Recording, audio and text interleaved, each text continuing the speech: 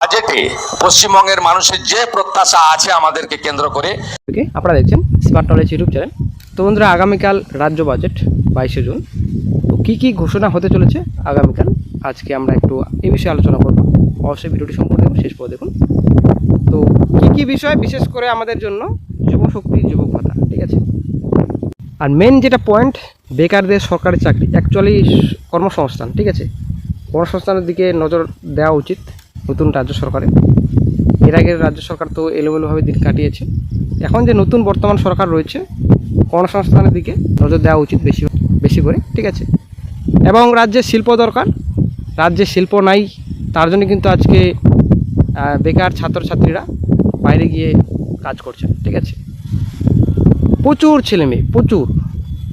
আজকে পড়াশোনার যদি মূল্য থাকতো তাহলে কিন্তু বাইরে গিয়ে কাজ করতো না। অনেকে দিল্লি গেছে, অনেকে হরিয়ানা গেছে, অনেকে পাঞ্জাব গেছে। তো আজকে যদি রাজ্যে শিল্প থাকতো তাহলে কিন্তু এরকম হতো না, ঠিক আছে। সব যদি রাজ্যেই থাকে, কর্মসংস্থান যদি রাজ্যেই থাকে, শিল্প যদি রাজ্যেই থাকে, তাহলে বাইরে যাওয়ার কী দরকার? এটা হচ্ছে মেন পয়েন্ট। তো আগামীকাল 22শে জুন রাজ্য বাজেট রয়েছে, একটা গুরুত্বপূর্ণ আপডেট আগামীকাল অবশ্যই পাওয়া যাবে। তো ডিএনএও একটা গুরুত্বপূর্ণ আপডেট পাওয়া যেতে পারে আগামীকাল, ঠিক আছে। শিক্ষিত বেকার চাকরি প্রার্থীদের নিয়ে চিন্তা করা উচিত নতুন রাজ্য সরকারের। পশ্চিমবঙ্গ বিধানসভার বাজেট অধিবেশন শুরু হয়েছে আগামী 22শে জুন। অ্যাকচুয়ালি আগামীকাল রাজ্যে নতুন বিজেপি সরকারের প্রথম পূর্ণাঙ্গ বাজেট পেশ হতে চলেছে। স্বাভাবিকভাবেই এই বাজেট ঘিরে সাধারণ মানুষ, সরকারি কর্মচারী, কৃষক, ব্যবসায়ী, শিল্পপতি এবং যুব সমাজের মধ্যে ব্যাপক আগ্রহ তৈরি হয়েছে। বিগত কয়েক বছরে রাজ্যের আর্থিক অবস্থার অবনতি, ঋণের চাপ, কর্মসংস্থানের সংকট এবং শিল্প বিনিয়োগের ঘাটতি নিয়ে বারবার প্রশ্ন উঠেছে। নতুন সরকার ক্ষমতায় আসার পর এবার প্রথমবারের মতো নিজেদের অর্থনৈতিক রূপরেখা তুলে ধরতে চলেছে। রাজ্যপালের ভাষণ এবং মুখ্যমন্ত্রী শুভেন্দু অধিকারী ও অর্থমন্ত্রী স্বপন দাশগুপ্তের বক্তব্য থেকে ইতিমধ্যে বেশ কিছু গুরুত্বপূর্ণ ইঙ্গিত মিলেছে। এই যে বাজেট আগামীকাল 22শে জুন কেন গুরুত্বপূর্ণ সবার জন্য? শুধুমাত্র একটি বার্ষিক আর্থিক নথি নয়, এটি নতুন সরকারের অর্থনৈতিক দর্শন ও আগামী 5 বছরের উন্নয়ন রোডম্যাপের প্রথম বড় পরীক্ষা। সরকারের একদিকে যেমন বিপুল ঋণের বোঝা সামলাতে হবে, অন্যদিকে নির্বাচনী প্রতিশ্রুতিও পূরণ করতে হবে। আশা করি আমরা জানি অনেক বড় বড় প্রতিশ্রুতি দিয়েছেন, অন্নপূর্ণা ভাণ্ডার, এদিকে যুবশক্তি, বেশ কিছু প্রকল্প রয়েছে। তো সেগুলো কিন্তু প্রতিশ্রুতি পূরণ করতে হবে। ফলে অর্থনীতি ও জনকল্যাণের মধ্যে ভারসাম্য রক্ষা করাই হবে সবচেয়ে বড় চ্যালেঞ্জ। তো সরকারি কর্মচারীদের দিয়ে এটা একটা বড় সিদ্ধান্ত হতে পারে আগামীকাল। এটা কিন্তু অনেকটা আলোচিত বিষয়। সরকারি কর্মচারীদের দীর্ঘদিনের দাবি বকেয়া ডিএ এবং কেন্দ্রীয় হারের সঙ্গে ব্যবধান কমানো। রাজনৈতিক মহলে জোর জল্পনা ছিল এর আগে, এবং এবারের বাজেটে ডিএ সংক্রান্ত গুরুত্বপূর্ণ ঘোষণা আসতে চলেছে আশা করি। তো হতে পারে আগামীকাল নতুন ডিএ বৃদ্ধি, ধাপে ধাপে বকেয়া মেটানোর রোডম্যাপ, প্লাস কর্মচারী কল্যাণ তহবিল এবং কৃষকদের জন্য ভাবা উচিত নতুন রাজ্য সরকারকে। কারণ কৃষকদের অবস্থা খুবই খারাপ। এদিকে সারের মূল্য, এদিকে জিনিসের মূল্য, অ্যাকচুয়ালি ভুট্টার কথা বলছি, ধানের কথা বলছি, সঠিক কিন্তু মূল্য পাচ্ছে না কৃষকরা, ঠিক আছে। এদিকে মুখ্যমন্ত্রী ইতিমধ্যে কৃষকদের জন্য বিশেষ নজরের কথা বলেছেন।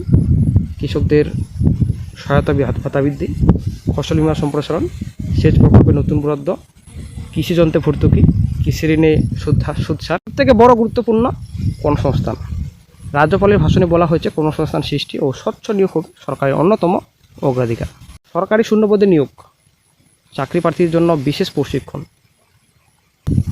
স্কিল ডেভেলপমেন্ট মিশন, নতুন শিল্পাঞ্চল, নতুন শিল্প গড়ে তুলবে নতুন রাজ্য সরকার। আমরা আগামীকাল বড় আশা রাখছি। কিন্তু নারীর জন্য বড় সুবিধা, আশা করে আমরা জানি নতুন থানা হতে পারে মহিলাদের জন্য, ঠিক আছে। অন্নপূর্ণা যোজনা চালু করেছে, টাকাও কিন্তু প্রথম কিস্তি দেওয়া হয়েছে। বাজেটে ভাতার পরিমাণ বৃদ্ধি, স্বনির্ভর গোষ্ঠীর জন্য ঋণ, নারী উদ্যোক্তা প্রকল্প, মেয়েদের দক্ষতা উন্নয়ন কর্মসূচি হতে পারে। বড় বড় পদক্ষেপ নিতে পারে আগামীকাল। নতুন হাসপাতাল, আমাদের রায়গঞ্জের কথা বলছি, এইমস সব থেকে বেটার, এইমস হওয়া উচিত খুব দ্রুত। চিকিৎসক ও নার্স নিয়োগ, আয়ুষ্মান ভারত বাস্তবায়ন, নতুন জন ঔষধি কেন্দ্র। আমাদের উত্তরবঙ্গে অ্যাকচুয়ালি রায়গঞ্জে এইমস সব থেকে বড় একটা সিদ্ধান্ত নেওয়া উচিত। এবার শিল্প বিনিয়োগ নীতি, এমএসএমই সহায়তা, বিদেশি বিনিয়োগ আকর্ষণ, নতুন শিল্প পার্ক। সব থেকে বড় গুরুত্বপূর্ণ আগামীকাল এই যে যুবশক্তি, বেকারদের ভাতা, অন্নপূর্ণা ভাণ্ডার কিন্তু অলরেডি চালু হয়েছে, প্রথম কিস্তি দেওয়া হয়ে গেছে অলরেডি। তো এবার যে যুবশক্তি যুবক ভাতা অ্যাকচুয়ালি, ঠিক আছে, যুবসাথী 1500 টাকা ছিল, এখন কিন্তু 3000 টাকা দেওয়া হবে। নতুন যে প্রতিশ্রুতি নতুন রাজ্য সরকারের, সেটা কিন্তু বাস্তবিত করতে হবে। আগামীকাল অবশ্যই গুরুত্বপূর্ণ আপডেট পাওয়া যাবেই, এটা আমরা আশা করছি, আমরা আশাবাদী। নতুন রাজ্য সরকার আমাদের ফেলে দেবে না আশা করছি। বাজেটে অবশ্যই যুবশক্তি বিষয়ে আলোচনা হবে এবং বাজেট পেশ হলেই অবশ্যই যুবশক্তি প্রকল্প শীঘ্রই চালু হবে, অনলাইন আবেদন হোক কিংবা অফলাইনে হোক, এবং যুবশক্তির টাকা আমরা সবাই পাবো, আমরা আশা রাখছি।